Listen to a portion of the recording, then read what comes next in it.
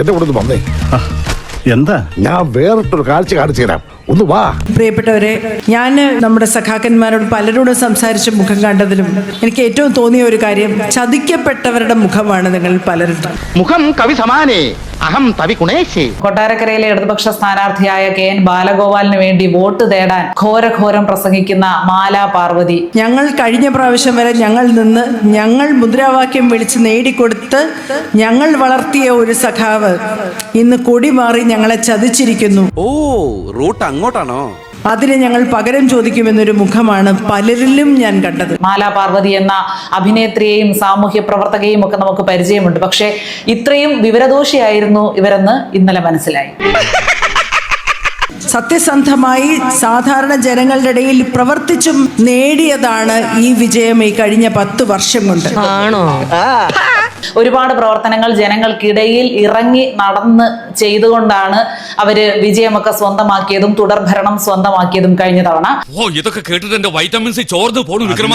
ബാക്കി ഇനി പറയുന്നത് കേട്ടോണേ, പിടിച്ച് നിൽക്കാൻ ശേഷിയുള്ളവർ മാത്രം കേട്ടാൽ മതി. കോവിഡ് കാലം കഴിഞ്ഞപ്പോ BBC കേരളത്തിൽ പഠനത്തിനായി വന്നു. അവിടെ മുഴുവൻ ഓരോ സ്ഥലങ്ങളിൽ ഓരോ വീടുകൾ തുറക്കുമ്പോൾ അതിനകത്ത് മരിച്ച ശവശരീരങ്ങളും എല്ലാമായി ഇരിക്കുമ്പോൾ കോവിഡ് കാലത്ത് BBC സംഘം പഠനത്തിനായിട്ട് ഇവിടേക്ക് വന്നു. അവരുടെയൊക്കെ നാടുകളിൽ മരിച്ച ശവശരീരങ്ങളായിരുന്നെങ്കിൽ ഇവിടെ ജീവിച്ചിരിക്കുന്ന ശവശരീരങ്ങളെ കണ്ട് അവർ അത്ഭുതപ്പെട്ടു എന്നാണോ മാലച്ചേച്ചി പറയാൻ ഉദ്ദേശിക്കുന്നത്? അതല്ല ഉദ്ദേശം.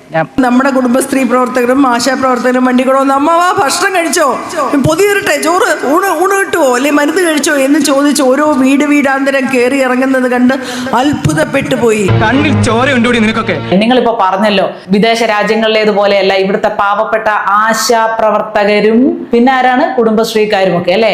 ആശാപ്രവർത്തകരെ അപ്പൊ നിങ്ങൾക്ക് ഓർമ്മയുണ്ട്, ആശാപ്രവർത്തകര് ഒരു സമരം നടത്തിയായിരുന്നു. ആ മാസങ്ങൾ നീണ്ട സമരം, അവിടെ വരെ ഒന്ന് പോയായിരുന്നോ? ഞാനൊരു സത്യം പറഞ്ഞ് വിശ്വസിക്കൂ? എനിക്കത് ഓർമ്മയില്ല. എനിക്ക് ഓർമ്മയുണ്ട്. കഴിച്ചോ കുടിച്ചോ അപ്പച്ച അമ്മച്ചി എന്നെല്ലാം ചോദിച്ചുകൊണ്ട് വീടാന്തരം കയറി ഇറങ്ങാൻ അപ്പോൾ ആശാപ്രവർത്തകരെ ഉണ്ടായിരുന്നുള്ളൂ. നിസാര പണത്തിന് സ്വന്തം ആരോഗ്യവും സ്വന്തം ജീവനും പോലും വകവയ്ക്കാതെ ആ സമയത്ത് അവർ അക്ഷീണം അവർ പ്രയത്നിച്ചായിരുന്നു. അവർ ഒരുപാട് ജോലി ചെയ്തു എന്ന് നിങ്ങൾക്ക് ഓർമ്മയുണ്ട് അല്ലെ? അവരുടെ അവസ്ഥ എന്തായി? അവരോട് എന്താണ് നിങ്ങളുടെ മുഖ്യൻ കാണിച്ചത്? അതിന്റെ എല്ലാം പിന്നിൽ നിങ്ങളാണ്, ഇടതുപക്ഷ പ്രവർത്തകരാണ്. സ്ത്രീ പറയുന്നത് കേട്ടോ ഒരു ഉളുപ്പുമില്ലാതെ. അതായത് കോവിഡ് കാലത്ത് കേരളത്തെ പിടിച്ചു നിർത്തിയത് ഇടതുപക്ഷ പ്രവർത്തകരാണെന്ന്. ഒന്നും പറഞ്ഞിട്ട് കാര്യമില്ല, വിവരം കേട്ട വർഗം. ഇവർ ഈ വേദിയിൽ നിന്ന് പിന്നെ അവിടെ കേൾക്കാൻ ഒരു 50 പേരെ മാക്സിമം ഉള്ളൂ. ഇവരെല്ലാവരും ഈ പാർട്ടി പ്രവർത്തകരായതുകൊണ്ട് തന്നെയാണ് ഇവർ ഇത്രയും ഉറപ്പോടെ ധൈര്യത്തോടെ നിന്ന് സംസാരിക്കുന്നത്.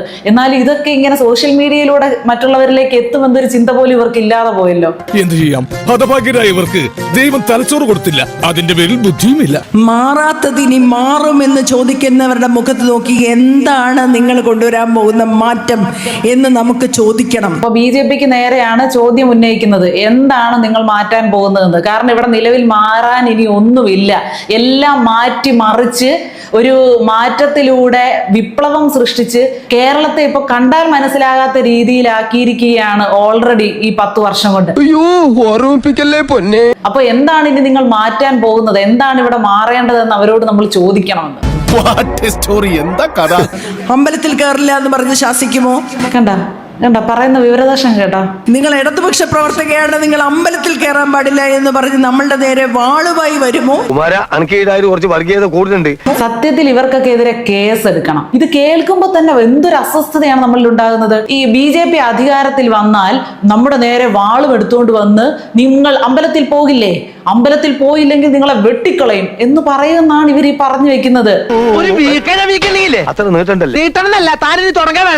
എല്ലാ നുണപ്രചരണങ്ങളും മനുഷ്യര് മാറി ചിന്തിക്കാൻ സമ്മതിക്കാതെ ഇപ്പൊ കിടന്ന് അനുഭവിക്കുന്ന യാതനകളിൽ തന്നെ കിടന്ന് തുടർച്ചയായിട്ട് അനുഭവിക്കാൻ ഇങ്ങനെ അവർ മാക്സിമം പ്രോത്സാഹിപ്പിച്ചുകൊണ്ടിരിക്കുകയാണ്. മാക്സിമം മനുഷ്യനെ വീണ്ടും കുടുക്കാൻ ഇങ്ങനെ പ്രേരിപ്പിച്ചുകൊണ്ടിരിക്കുകയാണ്. ഒരു മാറ്റവും ഇല്ലല്ലോ. നമ്മള് ജാതി ചോദിച്ച് നമ്മൾ എവിടെയാണ് ഇരിക്കേണ്ടത് എന്ന് ആൾക്കാർ നിശ്ചയിക്കുമോ? BJP ഭരിക്കുന്ന ഏത് സംസ്ഥാനത്താ ജാതി ചോദിച്ചുകൊണ്ട് ആളുകളെ ഇരുത്തുന്നത്? വിദ്യാലയങ്ങളിലൊക്കെ അങ്ങനെയാണോ? അല്ലെങ്കിൽ ഒരു ഹോസ്പിറ്റലിൽ ചെന്നാൽ അങ്ങനെയാണോ? ഇന്ത്യയിലെ എല്ലാ സംസ്ഥാനങ്ങളിലും നിലവിലുള്ള അവസ്ഥയെപ്പറ്റി വ്യക്തമായിട്ട് അറിയാവുന്ന പണ്ഡിതയല്ലേ? അതുകൊണ്ട് ചോദിക്കുകയാണ്. നിങ്ങളുടെ കമ്മ്യൂണിസ്റ്റ് ഇവിടെ മാത്രമല്ലേ ഉള്ളൂ? ഇന്ത്യയിൽ വേറെ വല്ലയിടത്തും ഉണ്ടോ? ഞങ്ങളുടെ അറിവിലില്ല. പിന്നെ നാണക്കെടുത്തി. അപ്പോ ബാക്കി എല്ലാ സംസ്ഥാനങ്ങളിലും വേറെ വ്യത്യാസമുണ്ട്. ജാതിയുടെ അടിസ്ഥാനത്തിലാണ് ക്യൂ ഒക്കെ നിൽക്കുന്നത്. അങ്ങനെയാണോ? എന്തിനിങ്ങനെ പാവപ്പെട്ട മനുഷ്യരെ പറഞ്ഞ് തെറ്റിദ്ധരിപ്പിച്ച് അടിമകളാക്കി വെച്ചിരിക്കുകയാണ് ആ മുന്നിലിരിക്കുന്ന കുറെ എണ്ണത്തിനെ. ഒരു കള്ളൻ കുറെ നുണ പറയാനും നീയൊക്കെ ഇത് കേട്ട് വായും പൊളിച്ച് ബാക്കിയുള്ളവരെ കൂടെ തെറ്റിദ്ധരിപ്പിക്കാൻ ശ്രമിക്കുന്നതൊക്കെ കൊള്ളാം, അല്പം വിവരം കൂടിയാകാം. നമ്മൾക്ക് ഭക്ഷണം കഴിക്കുമ്പോൾ നിങ്ങൾ ഇരിക്കേണ്ടത് ആ പന്തിയിലാണ് എന്ന് പറഞ്ഞ് മാറ്റിയിരുത്തുമോ? ആ മാറ്റമാണോ നമ്മൾ പ്രതീക്ഷിക്കേണ്ടത്? എത്ര ധൈര്യത്തോടെയാണ് അതൊക്കെ പറഞ്ഞു വെക്കുന്നത്. ഭക്ഷണം കഴിക്കാനിരിക്കുമ്പോൾ ജാതിയുടെ അടിസ്ഥാനത്തിൽ നിങ്ങൾ ആ പന്തിയിൽ പോയി ഇരിക്കൂ എന്ന് പറയും BJP വന്നാൽ. അല്ലെങ്കിൽ കോൺഗ്രസ് വന്നാൽ വേറെ എന്തെങ്കിലുമൊക്കെ ഇവിടെ നടത്തും. കമ്മ്യൂണിസ്റ്റ് ആണെങ്കിൽ മാത്രമേ നമുക്ക് എല്ലാ ജാതിയിലും മതത്തിലും പെട്ട ആളുകൾക്ക് ഒന്നിച്ചിരുന്ന് ആഹാരം കഴിക്കാൻ പറ്റുള്ളൂ. ജാതിയും മതവും എന്താണെന്ന് ചോദിക്കാതിരിക്കണമെങ്കിൽ അത് വേണം. എല്ലാം ഞാൻ കടിച്ചു പിടിച്ചോണ്ട് നിൽക്കണം. എനിക്ക് ചൊറിഞ്ഞോണ്ട് എന്നെ കൊണ്ട് പറയിപ്പിക്കരുത്. ഇവിടെ എന്തിനാ റിസർവേഷൻ? എന്തിനാ ജാതിയുടെ അടിസ്ഥാനത്തിൽ? എന്തിനാ കാസ്റ്റ് സർട്ടിഫിക്കറ്റ്? എന്തിനാ ഇവിടുത്തെ സർക്കാർ ജോലിക്കൊക്കെ ആവശ്യപ്പെടുന്നത്? നോൺ ക്രീമി ലെയർ സർട്ടിഫിക്കറ്റ് എന്തിനാ? ഇതൊക്കെ എന്തിനാ? ഇവിടെ എങ്കിൽ കേരള സർക്കാർ ജാതി മതം ഇല്ല എന്നങ്ങ് പ്രഖ്യാപിച്ചാ പോരെ? വർഗീയത ഏറ്റവും കൂടുതൽ പറയുന്നതും അത് ഉപയോഗിക്കുന്നതും വോട്ടടിക്കാൻ വേണ്ടി അതിനെ ഒരു ദാക്ഷിണ്യവുമില്ലാതെ ദുരുപയോഗം ചെയ്യുന്നത് നിങ്ങൾ മാത്രമല്ലേ? അമ്പലത്തിനെയും പള്ളിയെയും ഒക്കെ നിങ്ങളുടെ സൗകര്യം പോലെ ഉപയോഗിക്കാൻ ഒരു മടിയും കാണിക്കാത്ത ആളുകളല്ലേ ഇടതുപക്ഷത്തിൽ ഇപ്പോൾ ഉള്ളത്? മാറാത്തത് എന്താണ്? കേരളത്തിൽ മാറേണ്ടത്? കേരളത്തിലെ ജനങ്ങൾ അനുഭവിക്കുന്ന യാതനകൾ മാറണ്ട, ഇവിടെ നടക്കുന്ന കൊള്ള മാറണ്ട, അഴിമതി മാറണ്ട, ആരോഗ്യരംഗത്തെ ശോചനീയാവസ്ഥ മാറണ്ട, വിദ്യാഭ്യാസ മന്ത്രി മുതൽ നീളുന്ന വിദ്യാഭ്യാസ നിലവാരമില്ലായ്മ അതിവിടെ മാറണ്ട, ലഹരിയും ഗുണ്ടായുസവും ഒന്നും ഇവിടെ മാറണ്ട, സ്ത്രീകളും കുട്ടികളും ഇപ്പോഴും നേരിട്ടുകൊണ്ടിരിക്കുന്ന ആക്രമണങ്ങൾ ഇവിടെ മാറണ്ട. ഇതൊക്കെ പറഞ്ഞു പറഞ്ഞു മടുത്തു. നിങ്ങൾ കണ്ണു തുറന്ന് നോക്കിയിട്ട് ഇവിടെ മാറാനൊന്നും ഇല്ലേ? അവരുടെ ഭരിക്കുന്ന നാടുകളിലെ എല്ലാം തൊഴിലാളികൾ ഇന്ന് കേരളത്തിൽ വന്ന് ജോലി ചെയ്യുന്നത് എന്തുകൊണ്ടാണ് എന്ന് നമുക്ക് ചോദിക്കണം. അതാണ് പോയിന്റ്. എന്തുകൊണ്ടാണ് അവിടെ ഉള്ളവർ ഇവിടെ വന്ന് ജോലി ചെയ്യുന്നത്? ഇവിടെ ഉള്ളവരൊക്കെ എവിടെ പോയി? ഇവിടെയുള്ള കുട്ടികൾ എവിടെ പോയി?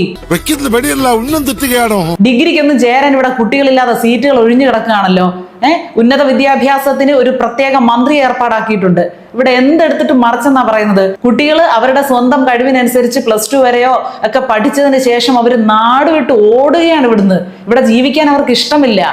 കഴിഞ്ഞ തലമുറയിൽപ്പെട്ട ആളുകളാണെങ്കിലും വേറെ ഒരു നിവൃത്തിയില്ലാത്തത് കൊണ്ട് ഇവിടെ തുടരുകയാണ്. അല്ലാത്ത ആളുകളെല്ലാം ഇവിടെ വിട്ട് ഓടുകയാണ്. എന്തുകൊണ്ട്? ഇവൻ തന്നെയാ പ്രശ്നം. ഇരിക്കുന്നവരെ മുടിയും പ്രശ്നങ്ങൾ അവസാനിക്കില്ല. തൊഴിലില്ലായ്മ ഏറ്റവും കൂടുതൽ ഈ രാജ്യത്തുള്ള സംസ്ഥാനം കേരളമാണ്. എന്നിട്ട് അവിടുന്ന് ഇവിടുന്നൊക്കെ ബീഹാറിൽ നിന്നും ബംഗാളിൽ നിന്നൊക്കെ വരുന്ന പൊറോട്ടയടിക്കാരെയും മൈക്കാട് പണിക്കാരെയും കാണിച്ചിട്ട് അവരെന്തുകൊണ്ട് ഇവിടെ വരുന്നു? അവിടെ വികസനം ഇല്ലാഞ്ഞിട്ടാണെന്ന്. ഇവിടുന്ന് എന്തുകൊണ്ട് ആളുകൾ, പ്രവാസികൾ എന്തുകൊണ്ട് കൂടുതലാകുന്നു? മലയാളികൾ എന്തുകൊണ്ട് ഗൾഫ് രാജ്യങ്ങളിലേക്ക് അമേരിക്കയിലേക്ക് ഓടിപ്പോകുന്നത്? മനുഷ്യര് നീ ഇവിടെ വന്നിറങ്ങിയത് മുതലാണ് എന്റെ ദുരിതം തുടങ്ങിയത്. നമ്മുടെ മാറ്റം വികസനത്തിലേക്കുള്ള മാറ്റമാണ്, മനുഷ്യരുടെ ഒരുമയിലേക്കുള്ള മാറ്റമാണ്, സ്നേഹത്തിലേക്കുള്ള മാറ്റമാണ്. അയ്യോ, ഒരുമയും സ്നേഹത്തെയും പറ്റിയൊന്നും പറയരുതേ. വികസനം പിന്നെ പാലങ്ങളിലും കെട്ടിടങ്ങളിലും ആണല്ലോ നമ്മൾ കാണുന്നത്. അതിന് കടമെടുത്ത എത്ര കോടിയാണെന്ന് ചോദിച്ചാൽ അന്നേരം കറങ്ങി നിങ്ങൾ തൊട്ടുള്ളവർ വീഴും. ഒരുമയും സ്നേഹത്തെയും കുറിച്ച് മുഖ്യമന്ത്രിയെ കൊണ്ട് പ്രസംഗിപ്പിക്കുമായിരുന്നെങ്കിൽ കുറച്ചുകൂടി ഒരു ഇമ്പം ഉണ്ടാവുമായിരുന്നു കേൾക്കാൻ. അവൻ ഇച്ചിരി ബഹുമാനം കൂടിയിട്ടുണ്ടല്ലോ.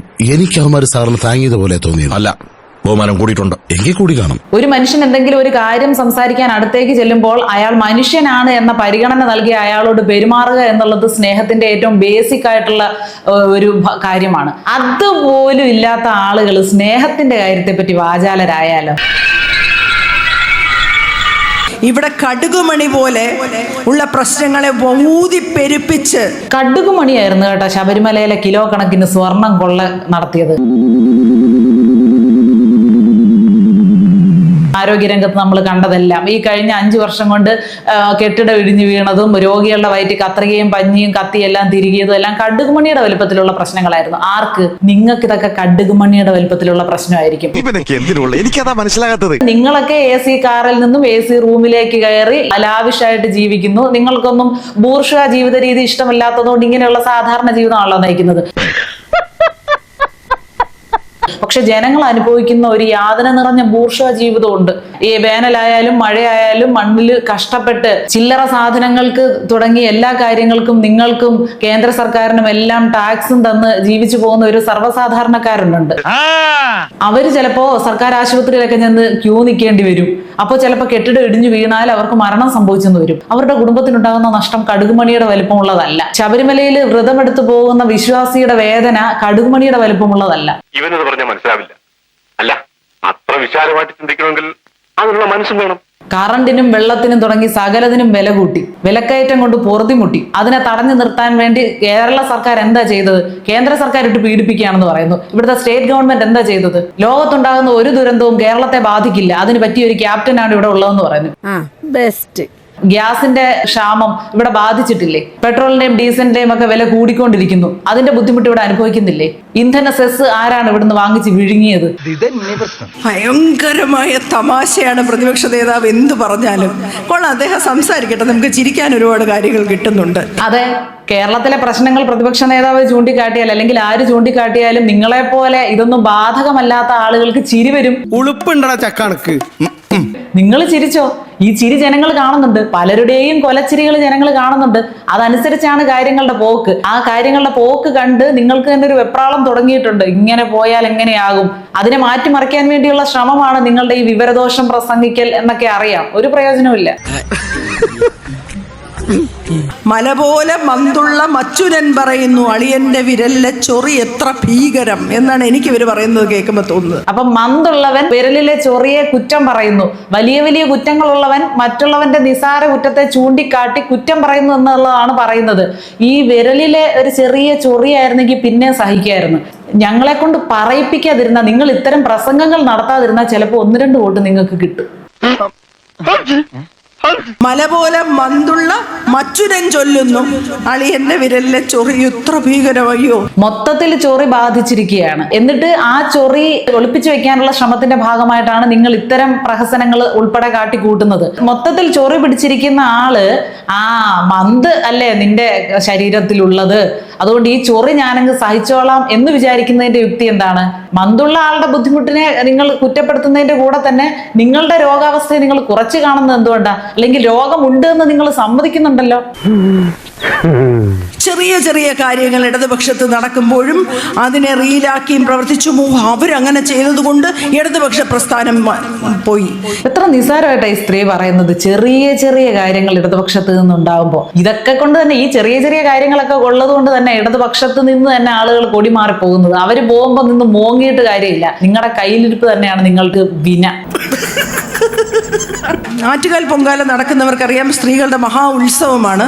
അവിടെ നടന്നു കഴിഞ്ഞാൽ നിമിഷ നേരം കൊണ്ടാണ് അത് മുഴുവൻ ശുദ്ധിയാക്കുന്നത്, വൃത്തിയാക്കുന്നത്. എല്ലാരും വിശ്വസിച്ചോണം കേട്ടോ. ആറ്റുകാൽ പൊങ്കാല എന്ന് വെച്ചാൽ എത്ര കിലോമീറ്റർ ആണ് എന്നുള്ളത് എല്ലാവർക്കും അറിയാലോ. ഈ പൊങ്കാല അടുപ്പുകൾ കാണപ്പെടുന്നത് നിമിഷ നേരം കൊണ്ടാണ് എല്ലാ വർഷവും അത് വൃത്തിയാക്കിക്കൊണ്ടിരുന്നത്. കേൾക്കാൻ നല്ല രസമുണ്ട്. സഖാവ് ശിവൻകുട്ടി സാവുമായിട്ടാണ് നമ്മുടെ തിരുവനന്തപുരത്തെ മേയർ സംവാദത്തിന് ഒരുങ്ങിയത്. വല്ല രക്ഷയുള്ള കാര്യമാണോ? ഒരു രക്ഷയില്ല. ശിവൻകുട്ടി അദ്ദേഹത്തിനോടൊക്കെ സംസാരിച്ച് ജയിക്കാൻ മാത്രം പാണ്ഡിത്യമുള്ള ആരെങ്കിലും കേരളത്തിൽ ഇന്നുണ്ടോ? ഇല്ല. അത് ഭയങ്കര രസമുണ്ടായിരുന്നു കേട്ടോ ചേച്ചി. അല്ല, ശിവൻകുട്ടി അദ്ദേഹം പറഞ്ഞു ഇവിടെ വൃത്തിയായില്ല എന്നല്ലേ പറഞ്ഞു വരുന്നത് പൊങ്കാലയ്ക്ക് ശേഷം. ശിവൻകുട്ടി അദ്ദേഹം അവിടെ സ്ത്രീകളുടെ ഇടയിൽ നിന്ന് അവരെ കൊണ്ട് വൃത്തിയാക്കിപ്പിക്കുന്നതിന്റെ റീലൊക്കെ ഇപ്പോഴും ഫേസ്ബുക്കിൽ ഉണ്ടല്ലോ. അപ്പൊ അദ്ദേഹം നേരിട്ട് മേൽനോട്ടം വഹിച്ചിട്ടും വൃത്തിയായില്ലേ? അപ്പൊ അത് ആരുടെ കഴിവുകേടാ? അപ്പൊ തെളിവ് സഹിതം കാണിച്ചു കൊടുക്കാണ് ചവറ് കൂനകൾ അവിടെ കെട്ടിക്കിടക്കുന്നത്. എന്താണ് പറ്റിയത്? അതാ ഞങ്ങൾക്ക് ചോദിക്കാനുള്ളത്. ശിവൻകുട്ടി അദ്ദേഹം നേരിട്ട് മേൽനോട്ടം കൊടുത്ത ഒരു സംഗതിക്ക് എന്താ പറ്റിയത്? പിന്നെയും ചവറ് കൂനുകൾ എവിടെ കൂടിക്കിടന്നെന്നാ? വെറുതെ ശിവൻകുട്ടി സഖാവിനെ മോശക്കാരനാക്കരുത് കേട്ടോ ചേച്ചി. ഏറ്റവും സങ്കുചിതരായ ഞങ്ങൾ ഞങ്ങൾ ഞങ്ങൾ ഞങ്ങൾ ഞങ്ങൾ ഞങ്ങൾ ഞങ്ങൾ അത് തന്നെ ഞങ്ങൾ ഞങ്ങൾ ഞങ്ങൾ എല്ലാം ഞങ്ങൾക്ക് ഞങ്ങൾ ഞങ്ങൾ ഞങ്ങൾ ഞങ്ങൾ ഞങ്ങൾ അധികമൊന്നുമില്ല, 2-3 പിരി എവിടെ എല്ലാം ഞങ്ങൾക്ക്. കൈയിട്ട് വരുന്നത് സകലതും ഞങ്ങളുടെ കുടുംബത്തിലേക്ക്, ഞങ്ങളുടെ മക്കൾക്ക്, ഞങ്ങളുടെ അടുത്ത തലമുറയ്ക്ക്, ഞങ്ങൾക്ക് വിഴുങ്ങാൻ. ഇത് തന്നെ പ്രശ്നം. ഞങ്ങൾ കുറച്ച് ഹിന്ദുക്കൾ ഇങ്ങനെ ചുരുക്കി കേരളത്തിനെ ഏറ്റവും ഇല്ലായ്മയിലേക്ക് കൊണ്ടുപോകാൻ പോകുന്ന മാറ്റം നമുക്ക് വേണോ? അയ്യോ വേണ്ട, അതെന്തൊരു ചോദ്യ? അങ്ങനെ ചുരുക്കി ഒരു പ്രസ്ഥാനത്തെ ഒരാളിലേക്ക് ചുരുക്കിയല്ലേ ഈ പരുവത്തിൽ തരി എത്തിയത്. വേണോ? എനിക്ക് കേൾക്കാൻ വയ്യ, നല്ലപോലെ ഓർക്ക പറ. ശബ്ദം വരത്തില്ല. അല്ല, എന്തെങ്കിലും കുറ്റം പറയാനുണ്ടോ? കുറ്റമൊന്നും പറയാനില്ല. ഒരു മാറ്റമൊക്കെ ആവാൻ 10 വർഷമായില്ലേ എന്നൊരാള്, മറ്റവര് പറയുന്നത് മാറാത്തത് ഇനി മാറും. എന്താണ് മാറേണ്ടത്? അയ്യോ, കുറ്റമറ്റതിനെ ആരും ഇനി കുറ്റപ്പെടുത്തരുതേ. ഇങ്ങനെ കുറ്റമറ്റ ഒരു ഭരണത്തെ വേറെ ഒരു രാജ്യത്തും എങ്ങും കാണാൻ പറ്റത്തില്ല ചേച്ചി. തളരരുത് രാമൻകുട്ടി, തളരരുത്. കുറ്റം പറയാനൊന്നും ഇല്ലാത്തത് കൊണ്ടാണല്ലേ ആളുകൾ ഇതൊക്കെ ഉണ്ടാക്കിയെടുക്കുന്നത്. അന്തരീക്ഷത്തിൽ നിന്ന് ഇങ്ങനെ ഉണ്ടാക്കിയെടുക്കുന്ന പ്രശ്നങ്ങളല്ലേ ഈ മാധ്യമങ്ങളിലൂടെ ആളുകൾ അറിയുന്നത് മുഴുവൻ. പിന്നെ ഇവരൊക്കെ നേരിട്ട് നാട്ടുകാരോട് കാണിക്കുന്ന ധാർഷ്ട്യമൊക്കെ AI ഉപയോഗിച്ചുണ്ടാകുന്നത് അല്ലേ. ഇവിടെ ഒന്നും മാറണ്ട ചേച്ചി, എന്റെ പൊന്നു ചേച്ചി, ഇവിടെ ഒന്നും മാറണ്ട. ഇത്തിരി നേരും നെറിവും മനസാക്ഷിയും ഒക്കെ ആയിക്കൂടെ? ഇവിടുത്തെ റോഡാണോ മാറേണ്ടത്? വിദ്യാഭ്യാസമാണോ മാറേണ്ടത്? ആരോഗ്യമാണോ മാറേണ്ടത്? ഇവിടുത്തെ റോഡും മാറണ്ട, വിദ്യാഭ്യാസവും മാറണ്ട, ആരോഗ്യവും മാറണ്ട. കാരണം ഇതിനൊന്നും ആശ്രയിക്കാത്ത ആളുകളല്ലേ ഇവിടെ ഭരണത്തിലുള്ളത്. ഇവിടെയുള്ള VIP-കളെല്ലാം അമേരിക്കയിലോട്ട് പറന്നാണല്ലോ അവരുടെയൊക്കെ മക്കളുടെയും അവരുടെയും ഒക്കെ ആരോഗ്യവും വിദ്യാഭ്യാസവും ഒക്കെ സാധിച്ചെടുത്ത് തിരിച്ചു വരുന്നത്. പിന്നെ ഇവിടെ കിടന്ന് എഴയുന്ന സാധാരണക്കാരുടെ കാര്യമല്ലേ. ഒന്നും മാറ്റണ്ട, അങ്ങനെ തന്നെ വെച്ചേര്. അത് പിന്നെ തെളിയിക്കപ്പെട്ടിട്ടുള്ള ശാസ്ത്രശാഖയാണോ? ഏറ്റവും കൂടുതൽ അറ്റാക്ക് ചെയ്യപ്പെടുന്നത് ആരോഗ്യമാണ്, ആരോഗ്യ രംഗമാണ്, ആരോഗ്യ മന്ത്രിയാണ്. അത് ചുമ്മാതെ ഉണ്ടാകുന്ന റീലുകളും ചാനലുകളിലെ വർത്തമാനങ്ങളും അല്ല, പ്രതിപക്ഷത്തിന് അജണ്ടയാണ്. കാരണം അവര് പണം വാങ്ങിയിരിക്കുന്നത് ഫാർമ കമ്പനികളിൽ നിന്നാണ്. ഈ അറിവ് എവിടെ നിന്ന് കിട്ടി? പത്രത്തിൽ നിന്ന് അടിച്ചു മാറ്റിയതാ. ആരോഗ്യരംഗത്തെ ഇപ്പൊ കുറ്റപ്പെടുത്തുന്ന ആളുകള് വലിയ വലിയ മരുന്ന് കമ്പനികളിൽ നിന്ന് പൈസ പറ്റിയിട്ടാണല്ലേ. അവരുടെ നിന്ന് പൈസ വാങ്ങിച്ചുകൊണ്ട് പ്രതിപക്ഷ പാർട്ടികൾ മനഃപൂർവ്വം ഉണ്ടാക്കുന്നതായി ഈ പെടലിക്കഥയൊക്കെ. അപ്പൊ ഞങ്ങൾ കണ്ടതൊക്കെ എന്തുവായിരുന്നു? അത് ഞങ്ങളുടെ കുഴപ്പം കൊണ്ടല്ല, എന്നെ മനഃപൂർവ്വം കരിവാരിത്തേക്കാൻ കുറച്ച് ആൾക്കാർ ഇറങ്ങിയിരിക്കുകയാണ്. അത് നീ തെളിയല്ലോ, ഒരുപാട് തെളിയല്ലേ, അതൊക്കെ നമ്മളറിയാം. എന്നാലും പ്രതിപക്ഷ പാർട്ടികൾ ഇങ്ങനെയൊക്കെ ഒരാളെ കൊണ്ട് കഴുത്തുളുക്ക് നാടകമൊക്കെ അഭിനയിപ്പിക്കാവോ സ്വന്തം നേട്ടത്തിന് വേണ്ടി? ഒരമ്മ, ഇത്ര പണമാണ് നമുക്കുള്ളത്, അതിലെല്ലാവർക്കും എന്തെല്ലാം വീതിച്ച് കിട്ടണം. കയ്യൂക്കുള്ളവനല്ല, ഇല്ലാത്തവന് കൊടുക്കണം, ഏറ്റവും ദരിദ്രന് കൊടുക്കണം, ശബ്ദമില്ലാത്തവന് കൊടുക്കണം എന്ന വാത്സല്യത്തോടെ കരുതലോടെ, പണത്തിനെ ഒരു കണക്കായിട്ടല്ല മനുഷ്യരുടെ മുഖവും അവസ്ഥയുമായി കണ്ട് പിരിച്ച് ഓരോരുത്തർക്ക് അന്നം കൊടുത്ത ഒരു മനുഷ്യന്റെ നാടാണ് കൊട്ടാരക്കര. എന്തിനോ വേണ്ടി തിളക്കുന്ന സാമ്പാറുകൾ. അയ്യോ കരയല്ലേ ചേച്ചി, പൊട്ടി കരഞ്ഞു പോകരുതേ. ബാലഗോപാലണ്ണനെ പുകഴ്ത്തുന്നതാണ് നമ്മൾ ഈ കേൾക്കുന്നത്. ഒരമ്മയെ പോലെ, ഒരമ്മയുടെ കരുതലോടുകൂടി, പണത്തിന് വെറും കണക്കായിട്ടല്ല, ഓരോരുത്തരുടെ ആവശ്യവും മുഖവുമായിട്ട് പരിഗണിച്ച് എല്ലാവർക്കും കൃത്യമായിട്ട് വീതിച്ച് വീട്ടിൽ കൊണ്ടവരുടെ അലമാരെ പൈസ എണ്ണി വെക്കുന്ന ആളാണ് നമ്മുടെ ബാലഗോപാലൻ ചോട്ടൻ. അതുകൊണ്ട് എല്ലാവരും നിങ്ങളുടെ വോട്ട് കൊടുക്കണേ, ഇനി ഇത് ചേച്ചി അവിടെ കിടന്ന് നെഞ്ചു തലയ്ക്കും. ശ്രീ KN ബാലഗോപാൽ ജയിക്കണം, ഇനിയും മുന്നേറണം, നമ്മുടെ മന്ത്രിയായി വരണം. വേണ്ടേ? ശ്രീ KN ബാലഗോപാൽക്ക് പോരാ. എന്നാലും ഇത്രയും പ്രസംഗിച്ചിട്ട് അവസാനം കൊണ്ട് നിങ്ങൾ ഇങ്ങനെ ഒരു പണി ചേച്ചിക്ക് കൊടുത്തല്ലോ. ഉശിരില്ല. സ്വന്തം കാര്യത്തിന് നല്ല ഉശിരുള്ള ആളുകളല്ലേ നിങ്ങളുടെ സഖാക്കന്മാര്. അപ്പൊ ജനങ്ങൾക്ക് ഇത്തിരി ഉശിര് കുറഞ്ഞിരിക്കട്ടെ. എല്ലാവർക്കും ഒരുപോലെ ഉശിരായാലേ ശരിയാകത്തില്ല. ഇത്രയും വലിയ വിവരദോഷം ചേച്ചിയുടെ കയ്യിലുണ്ട് എന്ന് ഇന്നലത്തെ പ്രസംഗത്തിലൂടെയാണ് മനസ്സിലായത്. മനസ്സിലാക്കി തന്നതിന് നന്ദി. ഇപ്പൊ ചെളിവാദ്യങ്ങൾ. ഇനി ഒരു നിമിഷം ഞാൻ ഇവിടെ നിൽക്കില്ല, ഞാൻ അകത്ത് പോയി കിടക്കാൻ പോകുന്നു.